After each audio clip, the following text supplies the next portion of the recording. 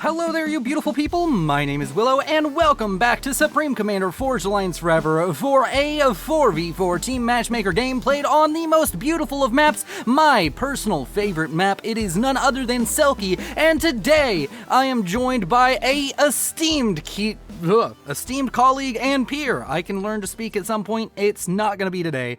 And he is a new FAF content creator. Make sure to go check him out. Link will be in the description. It's none other than Robert from the FAF Cast division. How you doing today?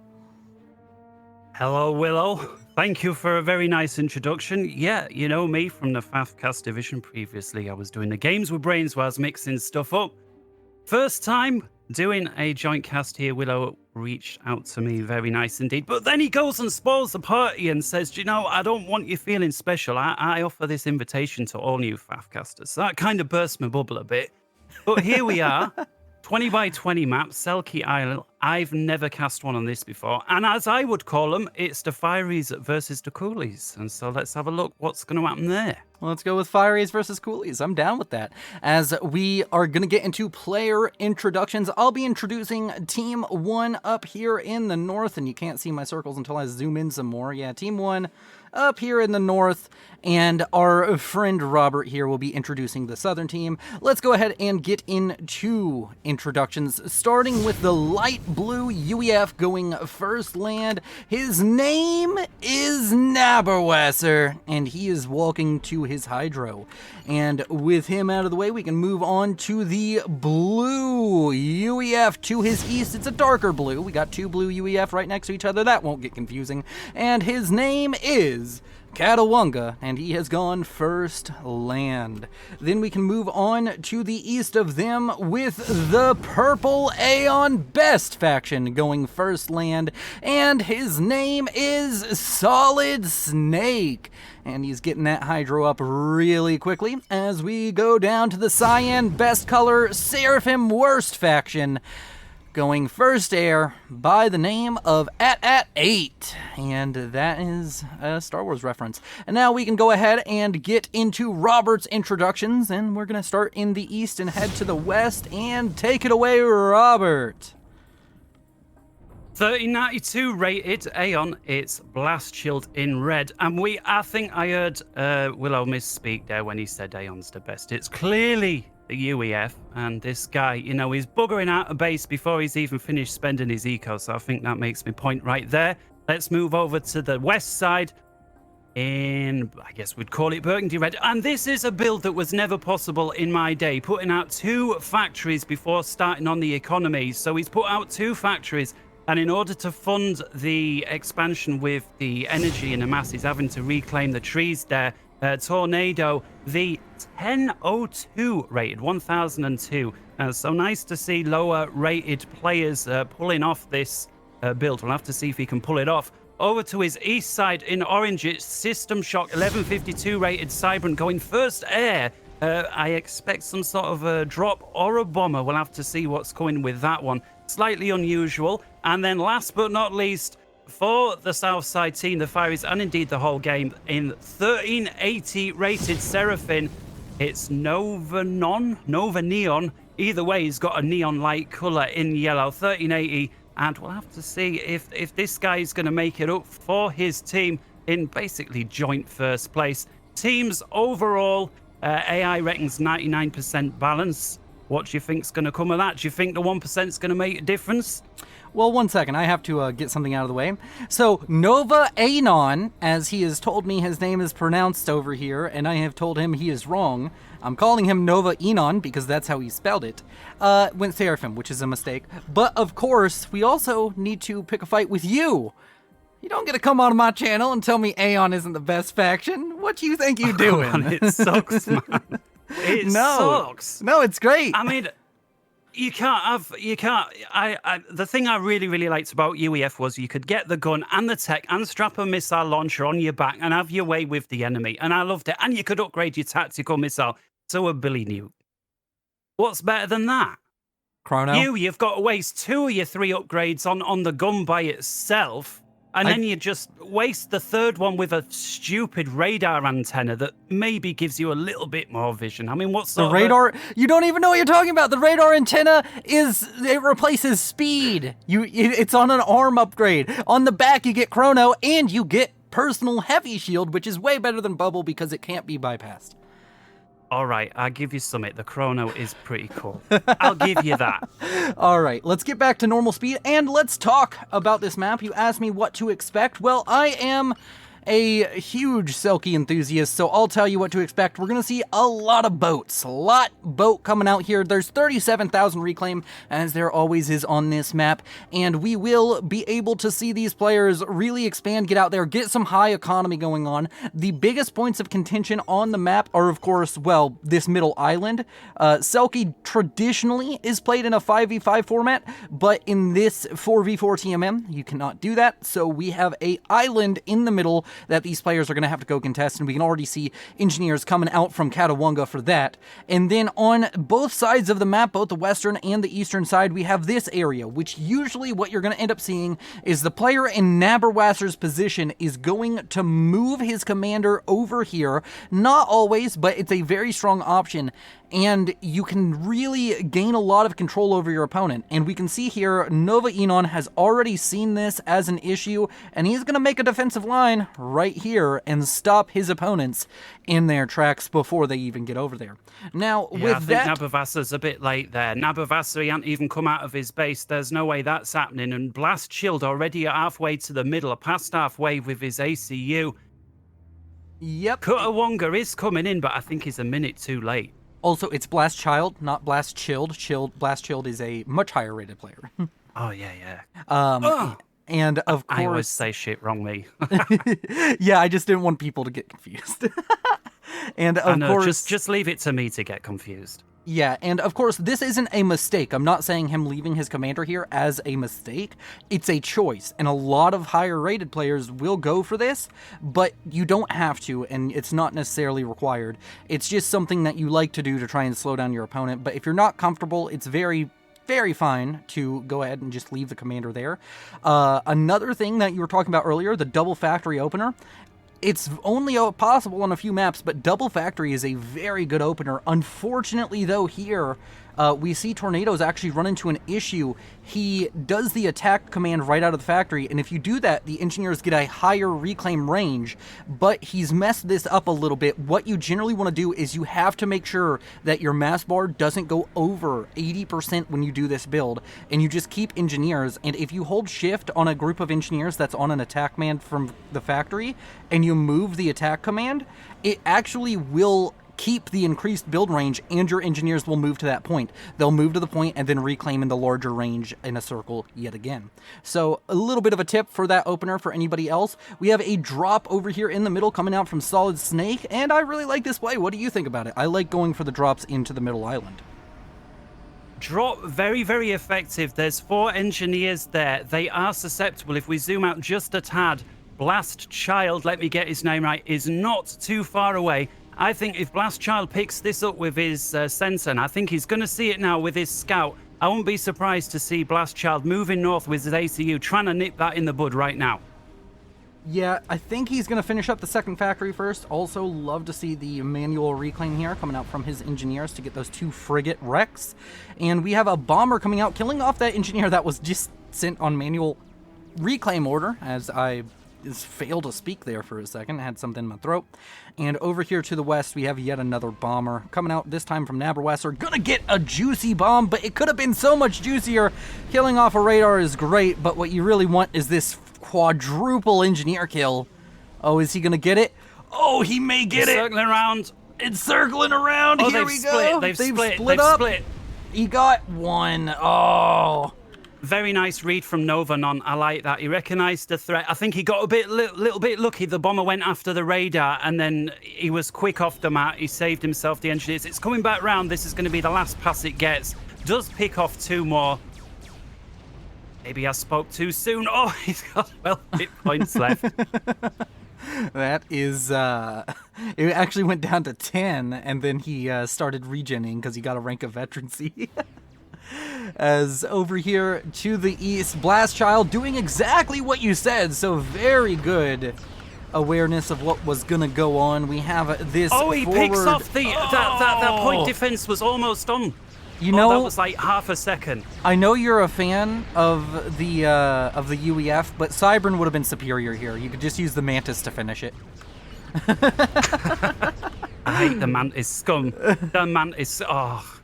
Cybern players, do you have any other Tech 1 unit other than Mantis? I can't, like, everybody else likes a bit of a, you know, strikers, Lobos, anti-air, whatever, further scouts. Aeon, if you're Cybern... If you're Aeon, you have even more. You like flares. We're better than the UEF only have like 3 units they build, or I guess 4. The Aeon have 5. We build all of them because the flare is good against UEF Goncoms mostly.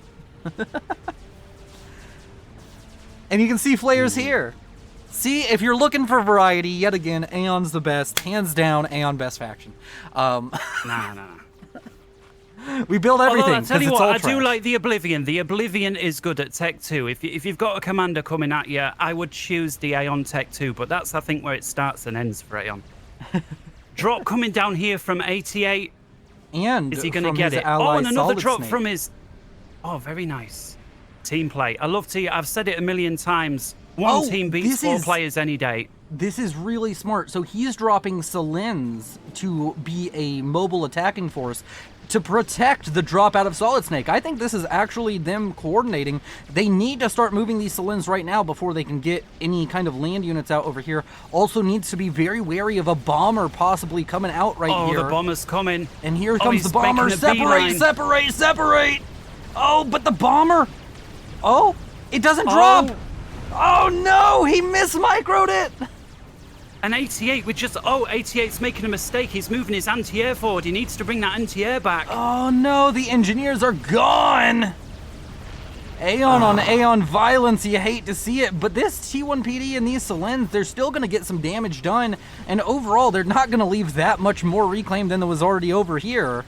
So I think this is a great little play coming out from the 2 players of Team Chili's, as you call them, AT-88 and Solid Snake. Yeah, and I think Blast Shield was a little bit lucky there with that bomb. That AA unit from 88 didn't stick around to finish that bomber off. I think he'd have had a little bit more to deal with had that have happened. But Blast Child is looking very strong in the middle now, and I think Solid Snake potentially... Oh no, he runs towards his Tech 1 AA. That's enough to frighten Blast Child away. But there comes a Mercy, and if the Mercy doesn't get shot down, oh no, this is going to be very dangerous! These gunships, they have enough HP to tank the 1 PD. Oh no, he's going to try and kill the PD. I believe that's a mistake. I think you just go for the commander, but it may work out either way. More interceptors always coming in. Solid Snake's running for his life. He's going on a marathon. He's running 27 miles and praying he doesn't get caught. Yeah. Oh, and there's Tornado after him with the gun. Well, he's got no choice but to run into the drink. I wonder if the South team, the Fireys, have got the foresight another to get Mercy a torpedo. coming in. They need a torpedo. Oh, it's going to be at 70 72 HP. Oh, that bomber can kill him. Oh. And with I thought he was going to that, get into the drink. I thought he was going to get in the drink. Me too, and that's our first ejection, and that was actually at the 10-minute mark flat. As these action-packed 10 minutes have resulted in 1 death, the base going to be handed over to the highest-rated player of Team Blue, and that is, of course, Owassa. Does put him in a little bit of an awkward position. This base, if you ever play this map at home, this base is the air player. This player is designated air on Selkie, no matter what version, what amount of players you're doing. This is the best slot to rush for T3 air in, and he gives the base over to AT-88, who is only slightly lower rated, so I think that's probably a good call. Let him focus on the west and let AT-88 just take over all eastern operations. He is Russia, and of course we are now going to see a bit of a mismatch here on the middle island. The middle island does have a significant number of mexes, but they're very exposed, and right now this gun comm out of Tornado, the spam, and the commander out of Blast Child, it's looking like it might be just a little bit too much for Katawunga to manage, but he is still going to sit here and try. Yeah, system shock on the middle island as well. So the Fireys have got 3 commanders on the middle island versus 1 right now. So this is only ever going one way. Yeah, I agree. And all of this reclaim here in the middle, there is a lot of it to be sure, or still 5.9 thousand going that way. Wow. Speaking of reclaim, let's go ahead and look at those numbers really quick. Nova Anon leading the pack at 14,000, whereas Owassa right behind him at 11,000, tied with Blast Child, and then 9.8 thousand for System Shock. Everybody else is not even close to 10,000 reclaims, so they're not significant enough for me to care. AT-AT-8, unsurprisingly, topping the mass graphs with the double base up to 100 mass a second, but closely followed by Nova Enon and System Shock at 81 and 75 respectively. Owassa also around that 75 mark. Katawonga at 63, Tornado at 61, and Blast Child is just, he's suffering from a lot of pain. This drop is still causing damage. He's at 38 mass a second. Yeah, things looking a bit difficult for Blast Child there, despite being the stronger player on the fiery team. Although that said, 88 being the top mass player, this is of course because he's sat on 2 bases. It's actually the Fireys that are ahead overall, 145,000 versus 130 for the northern team. And if we come over onto the west side, in yellow there, Novanon now with a cruiser on the line, starting to pelt long-range Seraphim missiles onto the opposing base. We'll have to see if Owassa's got the equipment to deal with this. He does have a couple of destroyers, does Owassa, which of course beat cruisers. The question is, does Novanon have enough frigates there to prevent those destroyers from coming in? And it looks like, at least for now, he does. Two T2 mechs is going down, and the best thing about using these missile cruisers, however dirty the Seraphim and UEF may be to employ them, is you don't leave any reclaim. And that is a brutal fact about those missile cruisers. Yeah, I mean, basically, let's face it, Aeon does have access to a missile cruiser as well, but you guys got to go to Tech 3 before you get one. It's not a missile cruiser, it's called a missile ship. So it's a cruiser, it just looks It's not a cruiser, it doesn't have AA. All right, and maybe it shoots a tiny little bit further and has got a couple more hit points, but other than that, it's a Tech 2 cruiser. I'm telling you, this guy is not having an easy ride with regards to his Aeon. It is just not happening. I feel like I'm having an easy ride. It's pretty good over here on the Aeon side. I do want to say that the only person to kill an Aeon this match has been another Aeon. Wow. Even a broken clock's right twice a day. Let's not get carried away. Not always the sign of things to come, but what I'm really like to see here is the unit composition there that belongs to 88. Far too many times, and I don't know what this is, I see players building frigate, and then one guy on the other team goes, I'm going to send a couple of subs at that. And you've got all of these frigates going down, and you just think, hang on, if you've got the eco to build 50 frigates, why not throw in a couple of subs? And it looks like, at least for now, 88 is not falling victim to that. Although, a massive spam coming over now from Blast Child, and I'm thinking, bring your Navy back. And it looks like 88's hearing me through the passage of time. He's rushing his Navy back. Is it going to be enough? This spam is the perfect way to take out Navy yards. They're Seraphim artillery. It's a nasty, nasty trick. And I think he might get it. I don't think that the northern team have got enough there to stop that. That's those are actually Auroras. They aren't artillery. Oh, they're not artillery. Oh yeah, it's Aeon. So this is not that scary. The scariest part about this really is the fact that he's gotten to T2 land. T2 land with Aeon. It's I'm a very big enthusiast of it, but I need to step away for a second. Tornado. He's really going hard over here. Oh, there's the artillery. Yeah, this is the artillery. And he's really going hard here, trying to force Katawonga just off this island. And honestly, Katawonga's already given up. I think he can troll K these factories and it's going to try and reclaim them. That is a sweaty move. I like to see it. Get the little bit of mass that you can off of this and steal it away from the enemy, who will get it anyways if you don't. And Katawonga falls back to the base. But as I was saying over here, T2 land for the Aeon is a really great way to bolster your naval forces. It's the hover spam, especially with blazes, asylums, and descendants. Those shield boats, Those great. shield bolts for Aeon and the floating flak, it's all right. Let's give Aeon two things: the floating shield and the floating flak. There is that, and it's a dirty, dirty tactic. Should never have been allowed. It was a stupid decision from top to bottom. So you think shields on water is stupid? It's cheating. It's a hack. It's an exploit. It's okay, Mr. Be Bulwark. banned. You know the Bulwark just got buffed. They called it a nerf, but it's actually a buff. They made it cheaper and easier to build, and then lowered its stats a tiny bit. That's exactly how it should be. Things the UEF was always needing a bit of a hand somewhere. They was always needing a bit of a hand. Listen, Aeon has been nerfed since GPG days, continually nerfed, and we haven't. Oh, actually, I've been complaining about it a lot. So you know what? We've been taking the nerf bat for long enough. But I'm thinking now the Southern team are starting to look really dominant in the Navy. If you look overall, at least 3 of the 4 players are starting to push, and it looks like Katawonga at risk of getting kicked out the sea here. If System Shock hangs around, looks like he's desperately throwing engineers to keep that Navy yard online, but at this point I think he's throwing away Eco, unless System Shock decides to run away for some reason. Any ideas why he's running away? No, there's no reason to. He just decided that he didn't want to win this Navy. He was afraid of T1 torpedo launchers, but fun fact, it takes 3 frigates to kill one of these, and a destroyer can kill 3 of them. Yeah, they aren't scary. Never be scared of torpedo launchers unless they're harms. And Owassa looking right precarious, but I like what he's doing. He's compressed right up against his naval yard. He's got the UEF shield boat, and I wouldn't be surprised if he needs to that he will hide behind his navy yards. And is that a Tech 3 navy yard I see? It is indeed. He's going for a Neptune, which makes me very happy. I see a lot of people, for some reason, and I never understand why, whenever they're in this situation and they rush T3 land or Navy with UEF, they go for a Summit first. I've seen a lot of First Summit.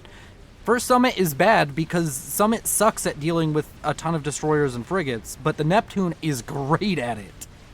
Yeah, I agree with you there. And it is, I find it's like a Tech 2 Seraphim destroyer on steroids. Yeah, I mean, it really is just a Tech 3 destroyer is what it is. It does the same role as the destroyer, killing off the more trash units like frigates, or killing off other destroyers, or killing off cruisers. It does it just better than all of the other destroyers in the game, but it also has the price tag to come with that.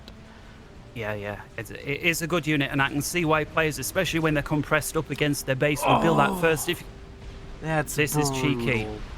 This is cheeky. I think we can both agree that this is much worse than Asylums and Blazes. Yeah, when I played Seraphim back in the day, I used to, if I was against a Navy, because I just hated going Navy, I used to drop artillery next to their Navy bases all day long, twice on Sundays, and just roll over naval bases using artillery. The cliff is stopping the gunships? Man! That's nasty. This is cruelty. That's cruel and unusual punishment. That would be illegal in the U.S. penal system. Yeah, and Blast Child he's been the victim of a few of these little sneaky attacks left, right, and center, which is, I think, quite difficult despite his rating, because he's pushed out across so much land. He's just got so much to manage. We saw him having quite a lot of difficulty with that initial drop that took him a while, and yeah, it looks like 88 is not ceasing with this attack. He's carrying on going. Yeah, but we have to look at Blast Child and realize that he's earned that rating for a reason. He is almost caught up to AT-88 economically, while sitting on 2 bases for AT-88, and him constantly, seemingly struggling to keep his mexes alive. So the man has ecoed. It is impressive, and let's have a look. What sort of reclaim has he got? Well, he's 84,000 total. Reclaims 33, and 88 is 96 total. Yeah, so it's about 9 versus, for every 9 mass, it's 8 towards Blast Child. And I think that difference in mass is shown here with this Navy, that 88 has been able to park there.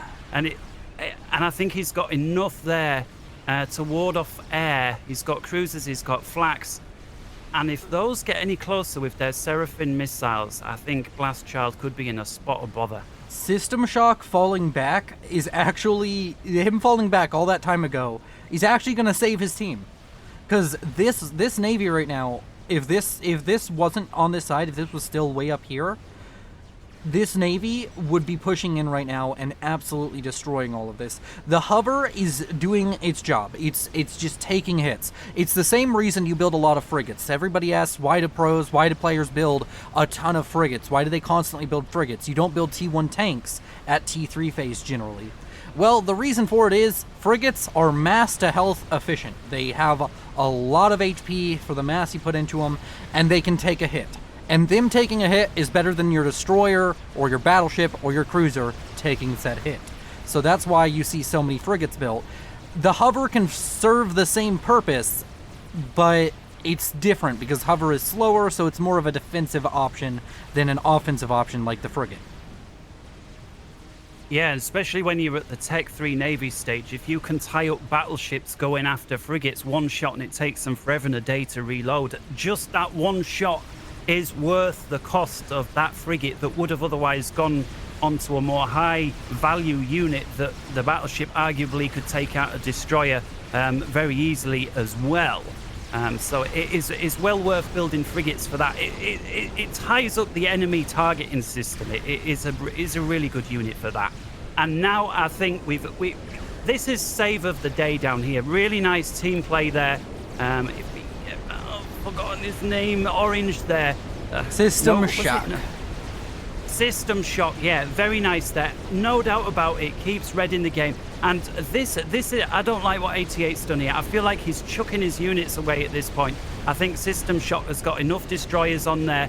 He's got to jiggle them a little bit because we've got RT raining in here. He needs to move a little bit, but yeah, don't just let the Seraphim missiles raining in. But yeah, no doubt about it. He has kept Blastchild in the game there. Nice team play. And Blastchild now going to repay the favor. He's going to just spam Exodus. So his plan and what he is going to go for is a very fun build you can kind of do with the Aeon Navy. You don't build any frigates. After heaping praise onto frigates for all that time, you don't do it. You just build a ton of destroyers or later on battleships, and you just use this hover spam as your frigates. You just throw go it drop in front. up right a bit. Up right a bit. There's a drop. See what's happening there. Is that... Oh, he gets shot down. Well, it's inconsequential. Okay. Other than anything, I mean, more than anything, that's a mass drop. But AT-AT-8, he's got all of the reclaim in the world on screen right now. This says 5.5 thousand reclaim. It's actually closer to double that because the tree reclaim doesn't show up when you control shift, and there is a lot of tree reclaim here. He is, for some reason, just not going for the natural reclaim around his base. I think that's a big mistake. It's not even an APM thing. He can just select 3 engineers, build a factory, have the factory do a patrol route across all of your territory, and you'll get it. That's all it requires. But he's deciding against that, and it's just it's an avenue of economy that he's just ignoring for almost no reason, in my opinion. And does he have eco to spare? Let's go ahead and just check in on his eco. He needs it. Okay. He needs more mass. He needs it. Okay, so big mistake from 88 there, not reclaiming, because if we look now, although he was very strong in the Navy 2 minutes ago, he's just handed that over thanks to System Shock. Yeah, System Shock now pushing forward, and on the western side, though, we have the opposite. It seems like right now, System Shock for Team 2 is the glue holding it together. Wherever he is, his team's doing fine. Earlier, he was on the western side. They were pushed all the way up to the factories. Now he's gone to the east, and his team on the western side is falling apart. Yeah, if you'd have asked me 5 or 10 minutes ago, I would have thought Owassa was out. I mean, he was losing Tech 2 mexes in his base. And if you remember, the only thing that we gave glimmer of hope to Owassa was a half-completed Neptune that is now firing its beam weapons. And there we can see the range exploiting there, picking off ships from range. But what's this? A battleship from Novanon, not a minute too soon. So it's by no means over. Yeah, that battleship, though, it's going to meet a battleship that's just better than it. The Summit is quite the battleship. The only battleship in the game that wins against the Tempest 1 versus 1. Interesting. Interesting. I did not know that. So at least there's two things. At least we're giving each other a little nod occasionally when it's deserved. But now, what are these Tech 3? With a caveat, the summit requires micro to make that happen. But I believe. And the Tempest there can't... would be something. Yeah, and the Tempest, if it submerges, it wins against all the battleships. Yeah, the Tempest, that's, I don't know. If it submerges, maybe. Yeah, of course. The battleship, the battleships are very weak against subs. In fact, most of them can't even take them on at all, from what I've seen. The Galaxy is, I think, the only one with torpedoes. Maybe one of the other ones has torpedoes. Yeah, and if they do, they're very weak. Yeah, and over here you can see, Blastchild, he's just spammed up a bunch of destroyers. He's got 4 destroyers, and next to it he has a bunch of blazes. Although, I will say, his mix of hover units, this isn't what you want to go for. You want a lot less blazes and a lot more asylums and ascendants. Ascendants are great at dealing with torpedo bombers, and asylums, the shield generators, you can literally just park them somewhere, then tell your destroyers to go stand wherever they are, go sail wherever they are, and they will eat so many shots for you. Or you can just send them with the hover and make this kind of target priority thing that we were talking about earlier, where things are shooting the wrong, not high value targets. Well, you can make them shoot those targets multiple times because they hit a shield. And I like what the Fireys are doing over here at the moment versus 88. I think they've recognized this guy seems to be task saturated. He's not got the APM, and they got on the land attack. Although I think a minor mistake here, Blastchild and System Shock. I'd like to see one or the other player ask the other, can we work together with this Navy? I don't see why Blastchild needs to go in alone solo here. Be nice to see System Shock moving in together, or them both deciding to move out together, because this here is a bit of a mistake in my opinion. Yeah, this is a bit of a mistake, but it's not like he's the only one making a mistake right now. ATATA is doing the critical mistake that everybody does with Yassaus. Everybody goes and watches the old Guile cast where the Yassau was good. Now it's more of a kiting unit. You have to think of it more akin to for a land counterpart. It's closer to a mongoose or a hoplite than anything else. You can see right here, those 2 Yassaus, they died, they killed 1 destroyer. Those 2 Yassaus cost the same as 3 or 4 destroyers. You have to keep them at range, otherwise they are completely useless. Their only strength is the massive range their torpedoes have. Yeah, that is a big nerf that I was not aware of, but it looks like here that... and over here you can see them being used properly.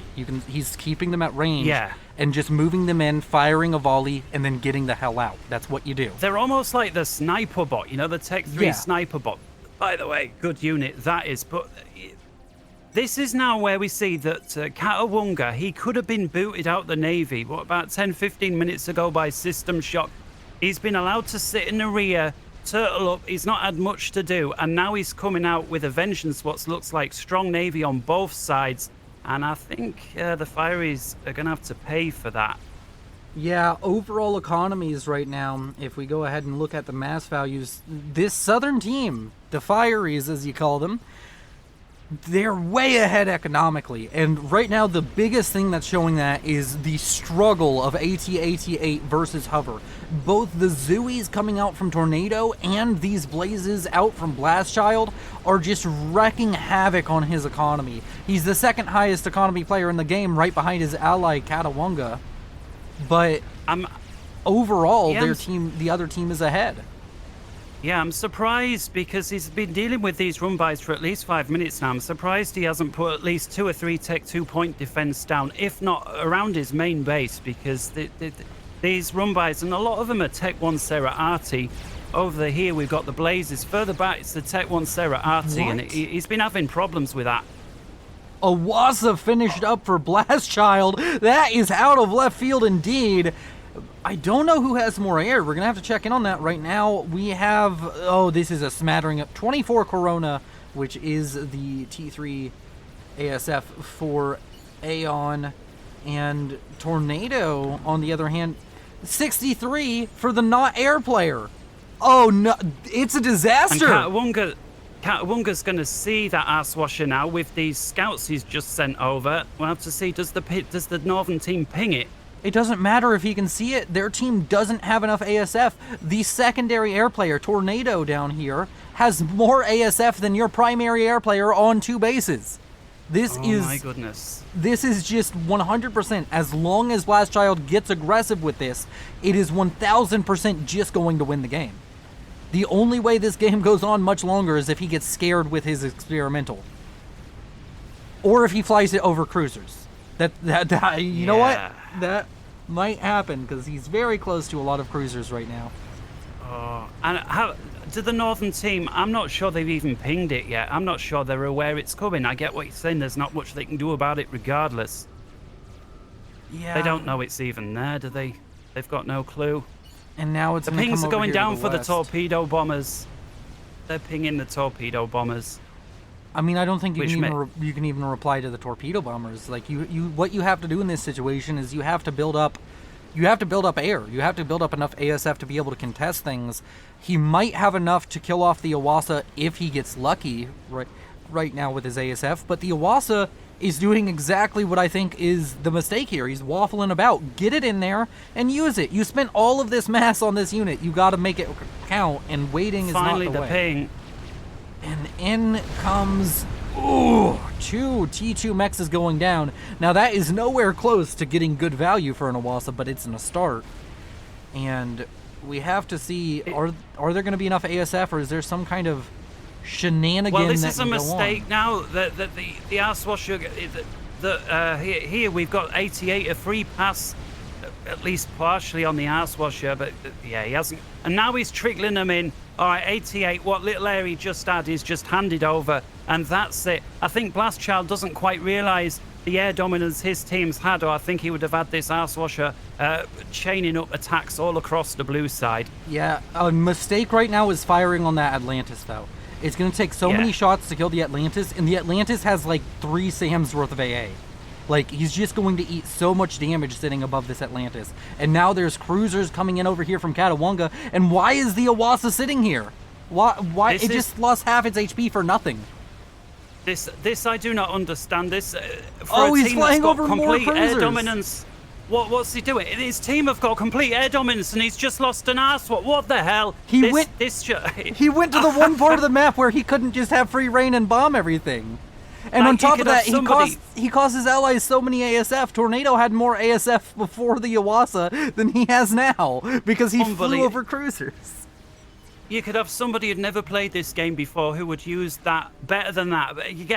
If you'd have rolled a dice, you'd have done better than that, because there was only one part of the map that thing could have died. And Blastchild, instead of just flying over it and thinking, oh shit, I shouldn't hang here, he flies over it and then decides, oh, let's go round again. And before you know it, and meanwhile, dead for... they've managed to lose Navy. He's lost his Navy. This is... Oh my goodness. Oh, that was... I don't... I was almost ready to write ATF off, not just 5 minutes ago. I thought, look at this. The two teams, the Fireys are working together. They pushed him back on Navy. They had all land over his base. And now look, it's the opposite. Yeah, and yet again, System Shock starts coming over to the west to try and protect his ally. And wherever System Shock isn't, is where the enemy team is. And it's a problem. And I'm sure he's frustrated at this point. He's like, I can't leave you all alone for 5 minutes without you losing your bases.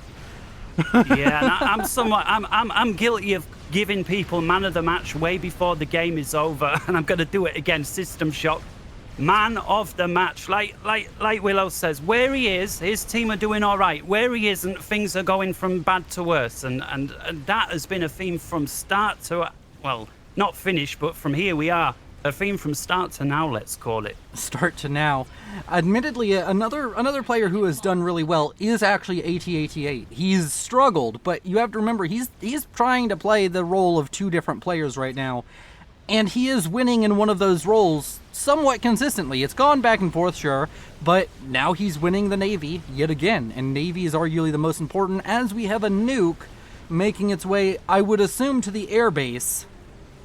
And I don't think it's going to get stopped. There's no anti-nuke in this base. There was one under construction, but that is not the same as done. So here we're going to see a very, very pretty explosion. Actually, it might be a little bit ugly because it's an Aeon base going down. But explosions are explosions, and there we go. I think it was the last thing 88 needed, because every time System Shock got involved again, he was pushed back to base. Well, this is System Shock again. Wherever he goes, things go well for him. He just went for a nuke, and he's destroyed AT-88's airbase.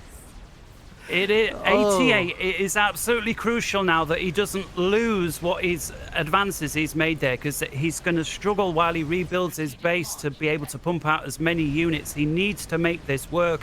And it looks like at some point System Shock is going to grind him down with just successive waves of torpedo bombers. Blast Child went for a nuke as well, and his is going to land as well. AT-88, we were just praising him, and it's been caster cursed. He is going to get double nuked, lose most of his eco. He's already pretty down in the dumps as far as eco is concerned. I mean, 217, but earlier he was at the top of the charts. And hand us the towel, I'm ready to lob in the towel. If this always looks like he doesn't need to lob in the towel, it connects with his ACU, 88 out on the 36-minute mark. That's the most beautiful explosion you can see, a double Seraphim explosion. That was pretty. Not because of the colours, but just because it was a Seraphim ACU going out. It's always a nice thing to see. It's one thing where Will and I can agree. And look at this, Novanon on the left having to defend his side of the map with his commander. And so it looks like Owassa was able to pull apart that very secure northern space there that Novanon had rushed to carve out for himself right at the beginning of the game. And yeah, the UEF... he needs to start building T1 PD. He can't fight the Riptides. The comm is just a T3 comm. Yeah, if it's T3, he'll be quicker at reclaiming them or building Tech 1 point defense than trying to shoot them. Yeah, that was a bit wonky for him. The Riptides are going to continue to push through. And over here to the east, the Navy now completely on this right side, controlled by Katawunga, who is the second lowest rated player of the game, but honestly, it hasn't felt like it. He went to the middle, he contested, he didn't win, but he was 3 versus 1 after his teammate over here, Solid Snake, died.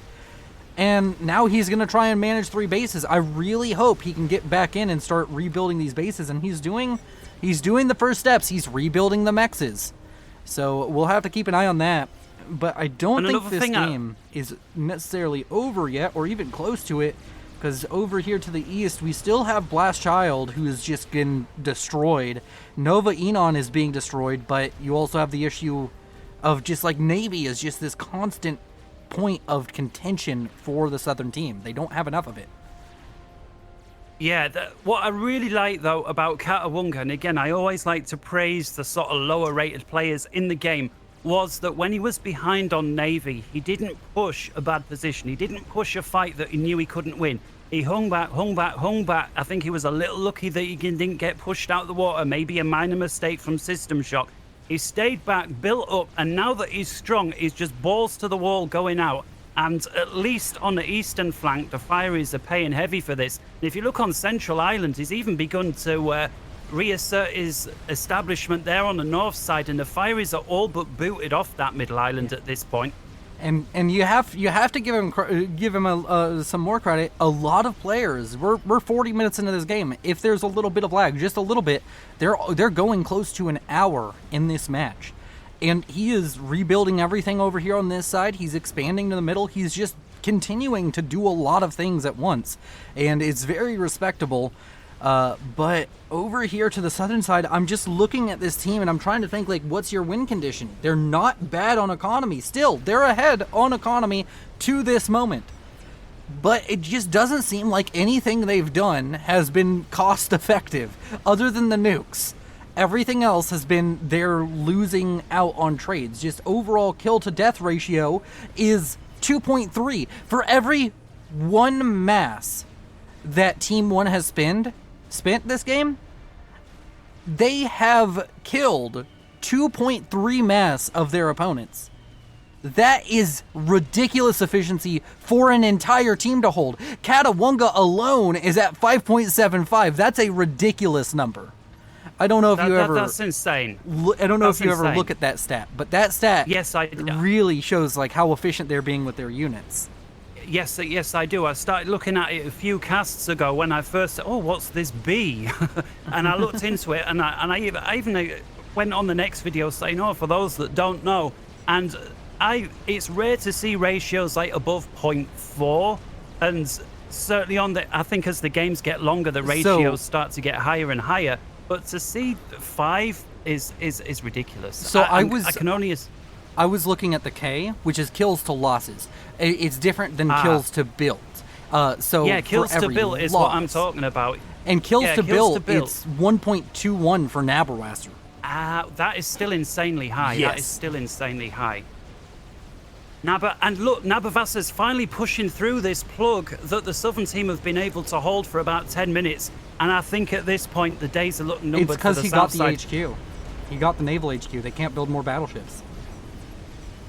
At this point, the Fireys need to switch gear. You've lost Navy. It's not happening. If you build more Navy, you're just rearranging deck chairs on a sinking Titanic. You need to come up with something out of the box, some sort of nuke, standoff, something outside of Navy. And maybe this is the answer here from System Shock. He's using it defensive. Oh my goodness. Is System Shock responsible for keeping his team in for the umpteenth time? Looks like Owassa thinks so. He's desperately trying to run away. It's going to only kill a couple cruisers. It's not even going to get this battleship. It was a good thought, but 2 cruisers for a nuke is not a trade that's worth making. No. The idea was there, but not much else, as I'd like to say. It was a brilliant effort. Okay, there's another Owassa. This Owassa just needs to avoid this part of the map. It also avoiding this. Just go to the bases. That's all Blastchild needs to do. If he goes over cruisers, that's what's going to kill it. And it looks like he's using it defensively.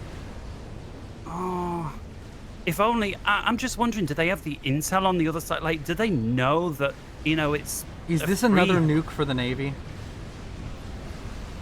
It is. Well, this one will actually be effective.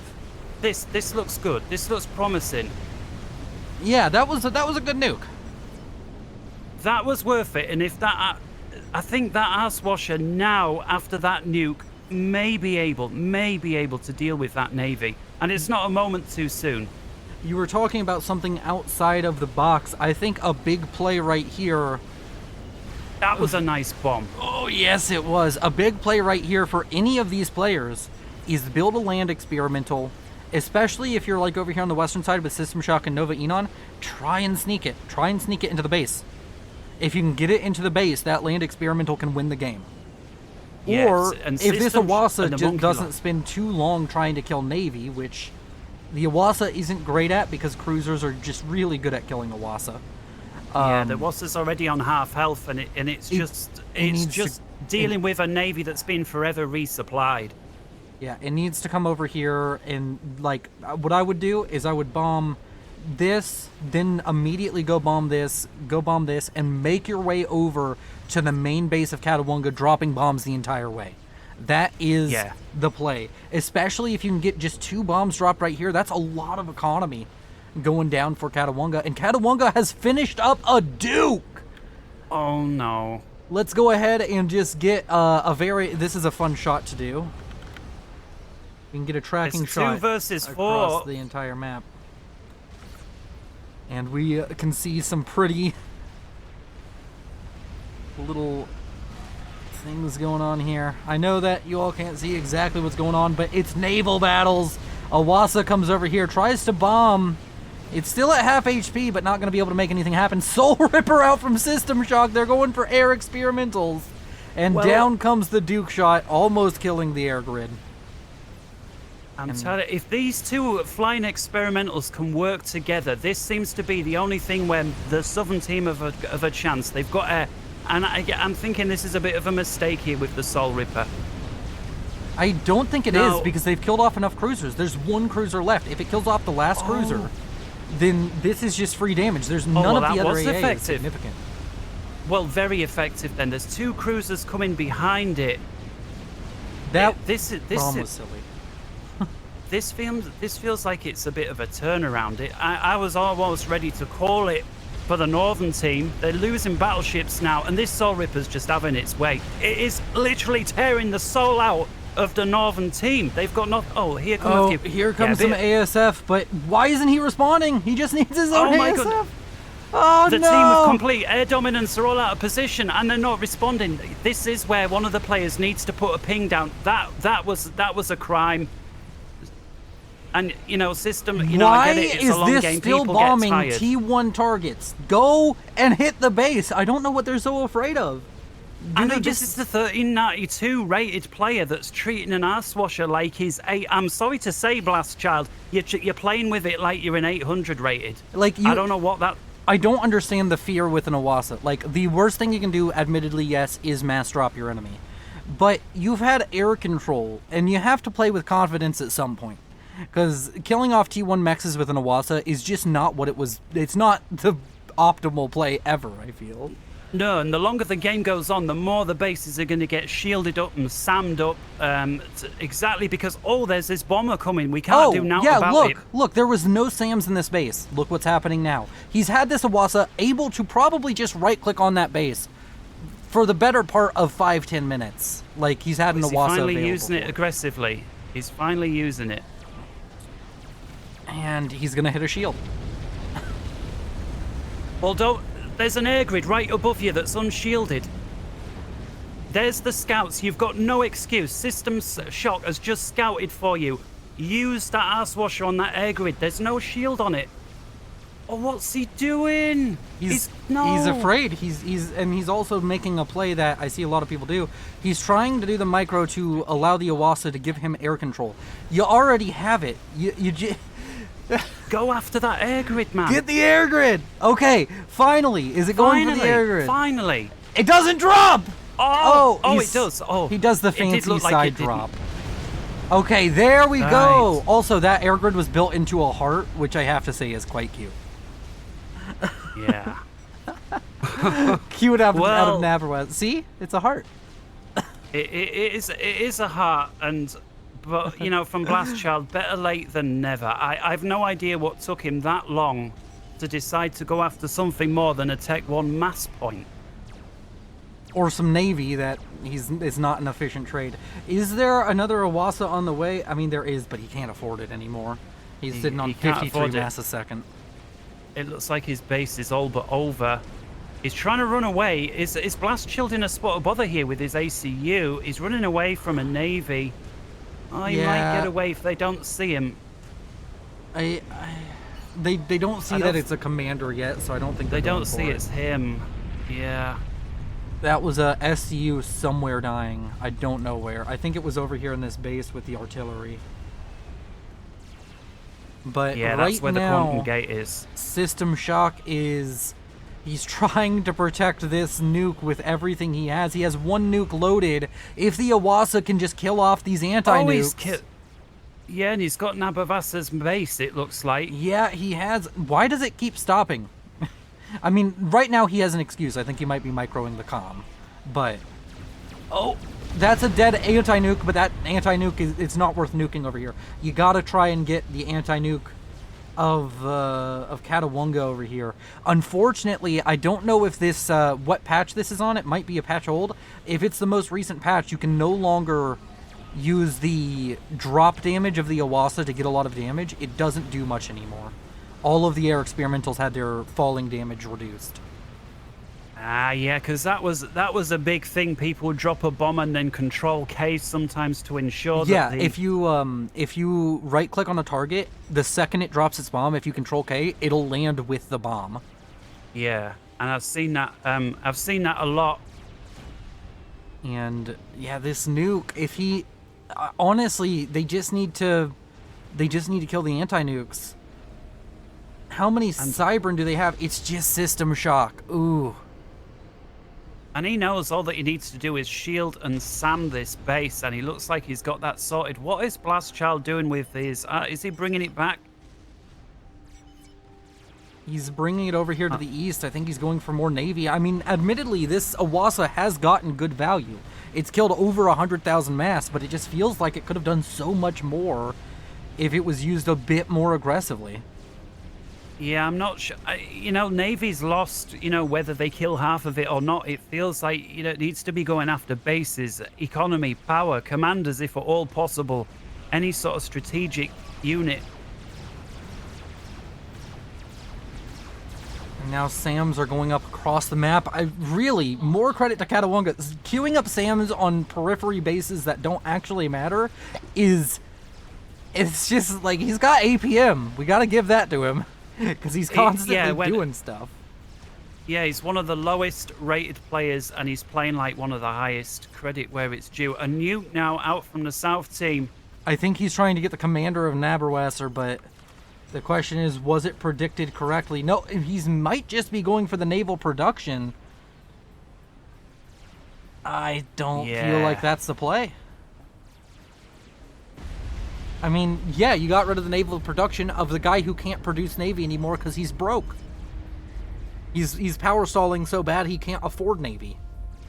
Yeah, I think Catawonga, I'm not sure if he should be trading a base, because it feels like Catawonga, despite being the lowest rated on the team that's only got 2 players left, is playing very strong. Perhaps it's not a mistake that he doesn't hand anything over. I like what he's doing. I think he's going to win it for his team.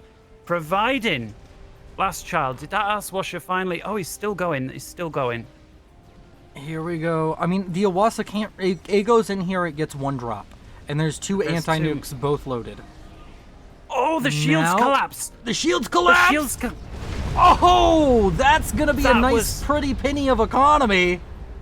That was so lucky. Was that the shields? Catawonga is going for RAS? Is that what this is? Oh, he stalled at the worst time. What upgrade is Catawonga on? Oh, wait. Oh, if he can get another bomb off, or another bomb or 2, if he can kill off the line of triads, this anti-nuke and this anti-nuke can be killed. It feels like it all comes down to this. Does that Owassa get through and kill the anti-nuke or not? That's, to me, feels like where this game hangs right now. And we have everybody fleeing to the mountains down here. The Owassa is getting chased down by an ASF, but it's not going to be enough. 16,000 HP. And admittedly, with 150 HP a second, you can kind of afford to wait it out. Like, the game is stalled out. It's very slow right now. The Navy for the northern team isn't going to get that much more damage. You could wait for the HP to come back, but there's going to be more SAMs. And while you're waiting, just continue to use the Owassa to pick off isolated structures like what he's doing over here against Catawonga, just going after undefended. You know, you can't defend every single mechs on the map. Yeah, this is a nice play. We were really hard on him a little bit earlier for the passiveness with the Owassa, but he's made up for that. That's another SCU going down. Don't know where. He's made up for that with nearing... He's nearly killed a Paragon worth of mass with this Owassa. And he has named it Skill Issue. Skill Issue, yeah. Well, I think the skill issue came with the first one. I think that's safe to say. This one, much better. But it look at the artillery raining out from the north side. Have they got a Maver? Strategic launch detected. No, he's built a second Duke. Yep, second Duke. Wow, that's a lot of artillery raining across. Now the south side look like they've got another Nuke out as well. Oh, it's so fun getting tracking shots. Alright, I'm gonna get just one more for the thumbnail.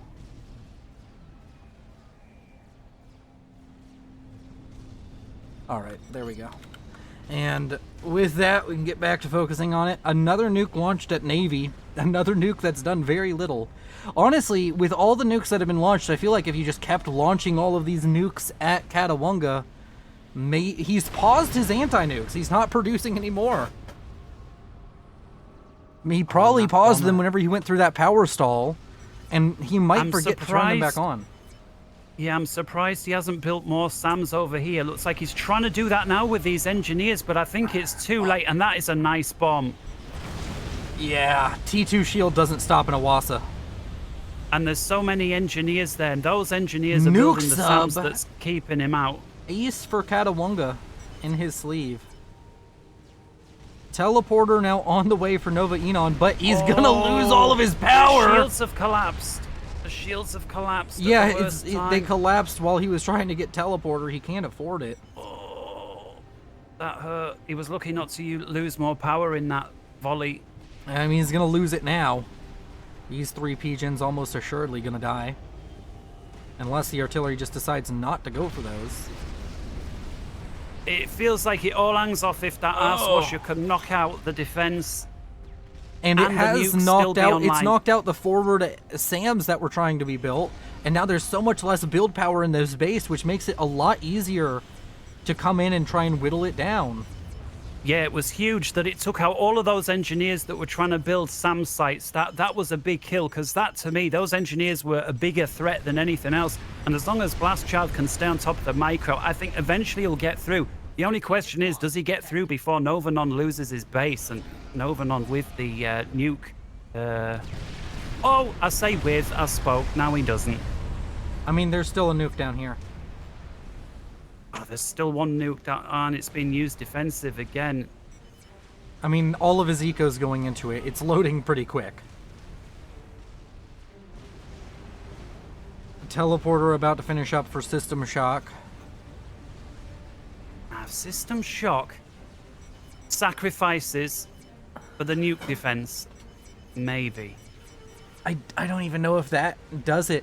I think the play, and if you go here, you select the commander, go to T1. This only covers to right here. I think the play is you teleport somewhere around here, focus down the triads here, and then you go for the air grid and the dukes. I don't think that killing off the 2 anti-nukes you'll have time for it. Or if you just teleport right here, maybe, I don't think all the triads will hit you. You can go and kill the dukes for sure. But after that, that's the question. Do you know, I see so many Cybran teleporters with the Mazer, and it's like, it's almost 3/4 of the people, they just throw it away. They're like, oh, I've got the telemaze, I'm going to jump in. And here we see it. He jumps in, but he's not getting shot at by the triads, because I don't think the triads can. They're not going to be able to hit him. In comes the Owassa with the drop bomb, and down goes Katawonga. Oh my goodness. This is huge. Has this just handed the victory over to the Fireys? Look at the map. It's like 90% blue, and somewhere they pull a rabbit out of some hat. Well, the big thing is, they still have to kill the commander of Nabarwasser, and Nabarwasser is going to keep 90% of the map. You don't get to take it away from him now. So do they have any idea where he is? They earlier, I think they did, but not anymore. System Shock going for another teleport. He's just trying to get any damage he can done. I don't think he's going to get too much. I like this play though, when Cybrans, if they've got the telemazer, rather than going into high risk, just jump in, brief targets, pick what you can, jump back out, already have that queued up. It's an effective strategy to whittle down your enemy. They need a sonar in the drink load to try and figure out where is Nabavasa. The problem is he's got so much navy, it's going to be difficult for him, I think, to find his ACU. Blastchild is sending his commander on a transport north. Honestly, the play might be, where are all the SCUs? They're back here? I think the play is, since the T3 artillery is down, you just go for air and try and get torpedo bombers. You know the comm is in the water. You've looked all around land. You haven't found it. Has to be. And System Shock has lost a lot of HP due to Ravagers. He's dicing it a bit. Oh, yeah, nice. Dance. Very nice counter from Nabavasa. I think he saw it coming, and he almost got him. I think he just about got away with it there, System Shock. And Nabarwasser has more economy than the entire enemy team. Why is this still alive? You can teleport here and kill this. This should be dead. Why is there still a Duke? Oh, he can't anymore. Ravagers. I'm wondering if Blastchild is going to go for tactical missile launcher. Have you seen where he's dropped his commander up there? Yeah, it seems like that might be it. But I don't know, what do you even hit with your... I mean, I guess you kill off the rest of these T3 mexes. Unless they have a read on where Nabavassa's ACU is, but it doesn't look like it. But did they get a scout and see that he stood still? I don't think they have. And even if he maybe he is stood still, but he's underneath enough water that the blast radius on a TML won't hit him. And a ping onto this, and this ping is actually from the southern team. Okay. He's just telling him to move the transport. So is that an Omni that's got? Oh, Nabavassa's sending strap bombers in. Yeah, that shield should maybe finish in time. Is he tech? Is he He's tech 2 or tech? He's tech 2. Ah. I mean, he can still finish the Well, shield. Yeah, I think Blast Child there. Maybe slight mistake. Perhaps he didn't see the shield was being constructed, but Blast Child needs to get another one. So a slight mistake there from Nabavassa. Honestly, the Unless- air should be able to still respond. He still has so much ASF. He needs to be careful about flying over these cruisers. He can't replace those. No, and I think the Southern team just needs to be a bit quicker on the pings. When they need help, they need the ping. I need help now. Don't wait till the enemy's had a few passes Oh, and he's then ask for assisting help. the shield, which means it's going to take a few more bombs to get through. So it's going to buy him some time. Yeah. I still would have liked to have seen a ping down, just say, hey, I need air. Or just put the ping down if you don't have time to type. Yeah, Nabavassa recognizes it. He's pulling out with his one remaining strat bomb. Find nice. comm. They're on the same page. They want to find this comm. And since it's a UEF comm, all you need is... Oh, wow. They started pinging, telling him where to drop his bombs.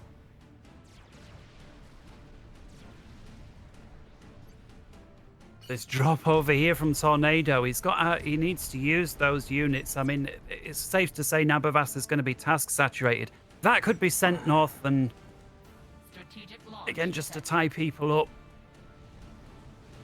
Where's the nuke going? There's an anti-nuke where it went, so that's not going to work. The base. I still couldn't call this game. I still can't call it. And it's an epic 1 hour, 1 minute. Yeah, it's quite the conundrum because, like, I like to use this phrase, both sides have the tools to keep themselves alive, but neither of them have the tools to end the game. So you're stuck look in at this situation. And it looks like Blast Child is getting picked on by the Duke. Has Nabavassa asked his Duke to come firing? I mean, Looks what to me else like- will the Duke fire at? It can't actually hit as far as you would think. It ranges out right here, so anything past this line it can't hit. And hitting things here, it's so inaccurate that it misses a lot. Well, that opens things up again. And Blast Child is running away. I'd rather see him Although- trying to... Most of the air has now been thrown away for System Shock because he's fighting over here, and every time he fights, a few ASF fly over Sam's.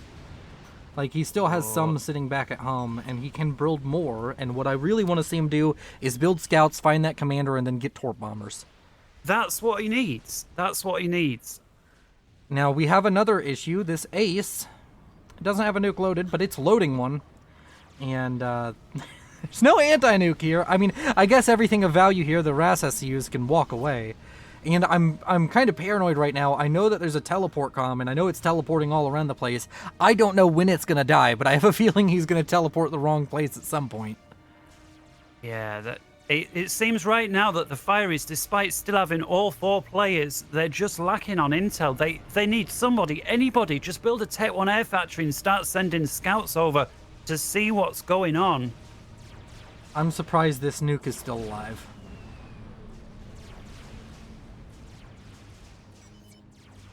And now Blast Child is, well, he's trying to get up another shield, and ASF come in and save him from yet another strat bomber.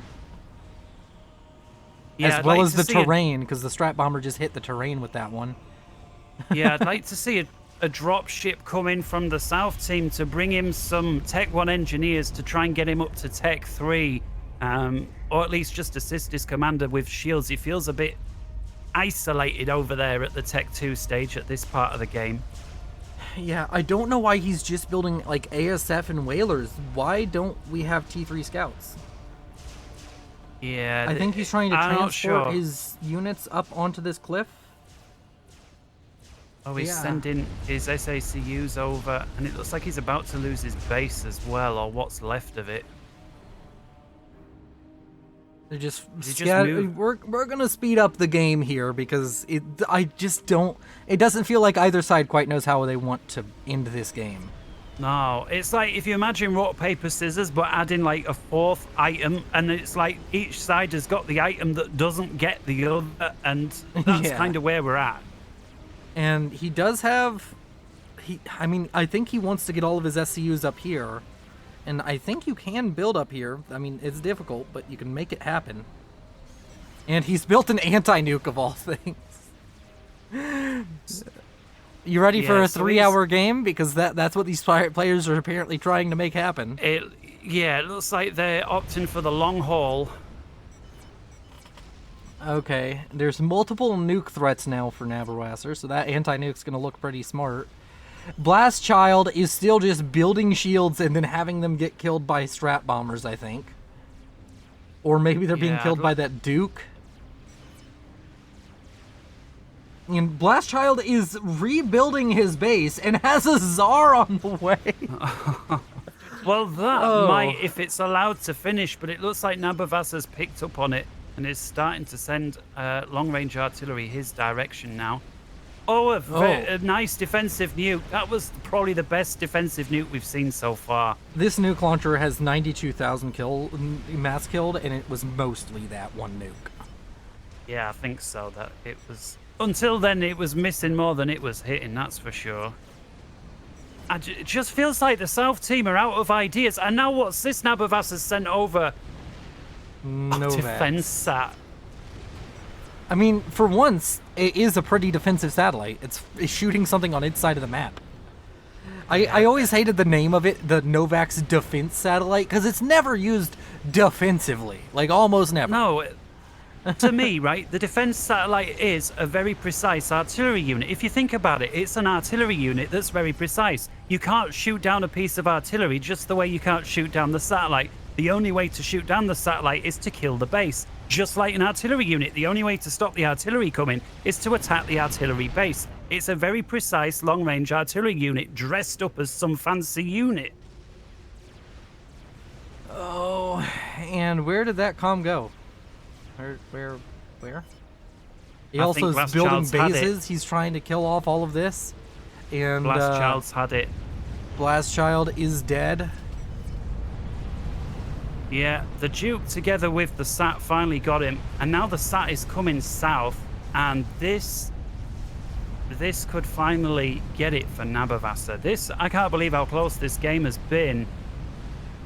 I thought the fiery 4 versus 1, I just thought together as a team, despite being relegated to what 10-15% of the map, I thought with the It's walk-in less, SAC 5%. Yeah, I thought with the SACU RAS presets, I thought at some point one of them's going to think of something. I mean, for goodness sake, they've got a Telemaser Cybran Commander. They have my goodness. They have an ARAS Advanced Nano T3 Seraphim Commander in Tornado. Oh, no. No, I think... and to me now, it's starting to feel, as of a few minutes ago, that Nabavassa is finally tipping it. I still think that if they find the commander, they can make it happen, but they need to find the commander. Hang on, are those T3 torpedo bombers that the South Tide are gathering up the fireys? Have a look, are those Tech 3? No, they're Tech 1, or Tech 2. Just Tech 2, okay. But System Shock is building torp bombers, which is a good sign. And wait, he just got rid of laser, and he's getting torpedo. He found the comm. And Nabavassa looks like Nabavassa's started wiggling around. At this point, I feel that Nabavassa needs to put more Navy around his ACU, and it looks like that is what he's doing. He's trying to shield it up. The only way that Nabavassa can lose this is if he gets sniped, and you've got to be prepared for that at this stage. If Teleporter finishes up for Nova Enon, we could have the Cybran come in with the torpedo, and then... Oh, here they come! Here they come! The torpedoes are coming! Oh! The torp bombers are coming. The commander with torpedo on it is coming, but the torp bombers, they get shot down. They got shot down. So it's just this Torpcom, and the Torpcom has a lot of DPS, but it's not quite laser levels. It's gonna take a while. And that's gonna give him time to build torpedo bombers? I'm not sure.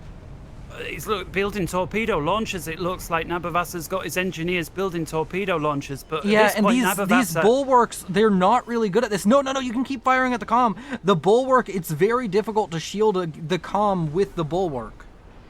Because the bulwark, it's still a sphere, but it's very hard to judge where that sphere ends, where it begins, and try and get it overlapping where it actually protects his commander. You're going to see a lot of these shots are going to hit anyways. Yeah, they're inside the shield. But now, this is it. Nabavassa's got this wall of Tech 2 torpedo launchers he's building. And at this time, I think he's got it. System shock. I don't think he's going to get it. It needs something else from the South team. Teleporter is done for Nova Enon. He's going in. If he can go in and he can tank some more damage, and System Shock's trying to teleport out. No, I don't think you can teleport out. You need to stop that right now. Stay there. If nothing else, your ACU splash damage is going to help. He teleports out. Where did he go? He went all the way back home. And I think he's left Novanon to die here. I don't see how Novanon can survive this.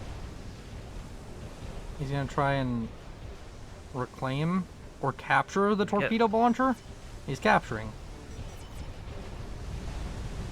All right, well, he gets one of them. And System Shock comes back in. Yeah. Tornado can't really participate in this. System Shock goes down.